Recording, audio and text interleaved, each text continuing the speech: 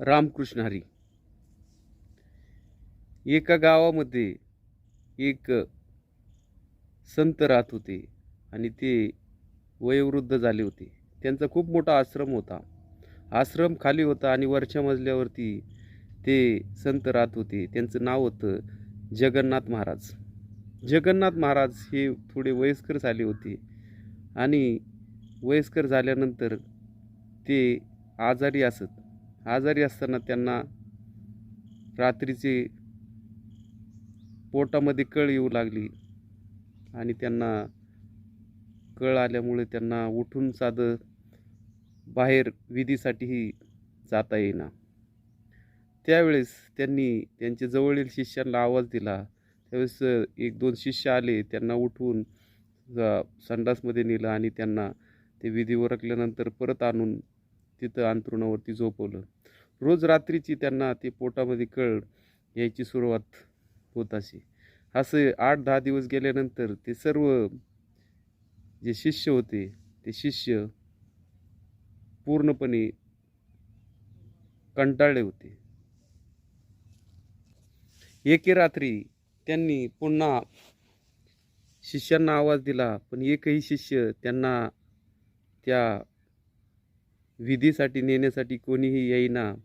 शेवटी जगन्नाथ महाराज मनाशी म्हणाले, हे भगवंता, हे परमात्मा, हे देवा, हे ईश्वरा, आत्ता मी वृद्ध झालो, म्हणजे माझा शेवटचा काळ जवळ आला का काही हे मला कळत नाही.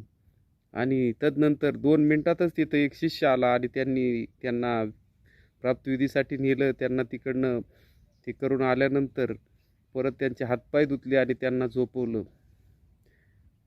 जगन्नाथ महाराजांना आश्चर्य वाटलं की हा शिष्य तर ओळखीचा दिसत नाही आणि यांनी माझी एवढी सेवा केली, म्हणजे नक्की हा कोण आहे. त्यानंतर जाताना ते शिष्य म्हणाले, महाराज, ज्या वेळेस तुम्हाला असे वाटेल किंवा पोटामध्ये कळ येईल त्यावेळेस तुम्ही आवाज द्या, मी 2 मिनिटामध्ये तुमच्यापाशी येईल. तदनंतर रोज दिनक्रम चालू राहिला. रोज रात्रीची कळ आल्यानंतर ते आवाज द्यायचे. 8-10 दिवस गेले पण महाराजांना काही कळेना. हा शिष्य तर आपल्या आश्रमामधला नाही आणि हा आपल्याकडे इतक्या आपुलकीने काय येतो. त्यांना जरा विचार मनामध्ये आला की हे आपला शिष्य नसून हे तर साक्षात परमेश्वर तर नसेल ना. त्यांना शंका आली आणि त्यांनी त्या दिवशी रात्री पुन्हा आवाज दिला. तो शिष्य आला. त्यावेळेस त्यांनी त्या शिष्याचा हात धरला आणि विचारलं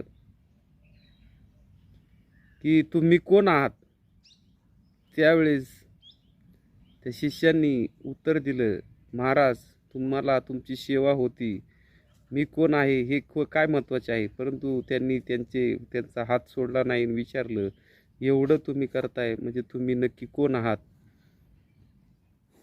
त्यावेळेस भगवंताला थोडंसं वाटलं की जगन्नाथ महाराजांना आपण कोण आहोत हे सांगितलं पाहिजे. आणि त्यावेळेस त्यांनी महाराजांना सांगितलं की मी साक्षात भगवंत परमात्मा आहे आणि त्यांचं दर्शन त्यावेळेस त्यांना घडलं. अशा प्रकारे भगवंत आपली सेवा करतो हे जगन्नाथ महाराजांना माहिती झाल्यानंतर जगन्नाथ महाराज खूप त्यांच्यामध्ये कृतार्थ भावना प्राप्त झाली आणि त्यांना वाटलं की देवाने आपली एवढी सेवा करावी. त्यावेळी त्यांनी देवाचे पाय धरले आणि म्हटले, देवा, तुम्ही तर देव आहात म्हटल्यानंतर माझी सेवा करण्यापेक्षा माझा हा रोगच जर तुम्ही घालवला असता तर बरं झालं असतं. त्यावेळेस देवानी खूप खूप सुंदर असं उत्तर दिलं.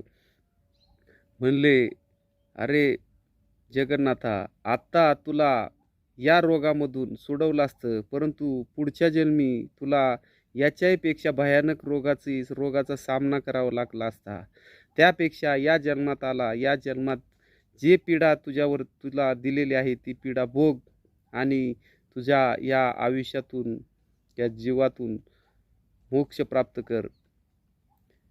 त्यांचे हे बोलणं, भगवंताचं बोलणं ऐकल्यानंतर महाराजांना धक्का बसला. त्यांना वाटलं जे घडतंय ते खरोखरच चांगल्यासाठी घडतंय. त्यामुळे आपल्याबरोबर जे होतंय ते चांगल्यासाठी होतंय हे प्रत्येकाने विसरू नका. वाईट असू द्या, चांगलं असू द्या, जे घडणार आहे ते घडलेलं खरोखरच चांगलं आहे. कारण भगवंताने जे आपल्याला घडण्याचं कार्य या ठिकाणी चालू ठेवलेलं आहे ते खरोखर चांगलं आहे. आणि या घटना ज्यावेळेस घडून जातात, आपण वाईट काळातून पुढं जातो, चांगला काळ येतो. हे सर्व जे घडतंय ते फक्त आणि फक्त परमेश्वराच्या इच्छेनेच घडतंय, याचं प्रत्येकाने भान ठेवलं पाहिजे. मी केलं, मी एवढा मोठा झालो, मी एवढा पैसा कमवला, माझ्याकडे एवढ्या गाड्या आहेत, माझ्याकडे खूप पैसा आहे, मी खूप धनवान आहे, माझे खूप मित्र आहेत, माझ्या खूप खूप मोठा मी पुढारी आहे किंवा खूप मोठा मी नेता आहे, याला काहीही किंमत नाही. हे सर्व शून्य आहे, हे विसरता कामा नये. कारण कुणाचाही मृत्यू हा टळलेला नाही आणि प्रत्येकजण हा जाणार म्हणजे जाणारच. ही भगवंताची लीला आहे, हे कुणीही विसरता कामा नये. आपण जन्माला आलो म्हणजे आपला मृत्यू हा ठरलेला आहे. त्यामुळे प्रत्येकाने याचं भान ठेवा की आपण भगवंतानेच आपल्याला जो काळ दिलेला आहे त्यामध्ये आपण आपलं चांगलं कार्य कसं करता येईल याचं प्रत्येकानं भान ठेवून पुढं चाला. कारण आजचा दिवस उद्या नाही, आत्ताची वेळ परत नाही. त्यामुळे नामस्मरण करा, भगवंताचं नाव घ्या, भगवंताच्या नामामध्ये लीन व्हा आणि भगवंत हेच सर्वश्रेष्ठ आहे हे कुणीही विसरू नका. जय जय रामकृष्ण हरी. जय जय रामकृष्ण हरी.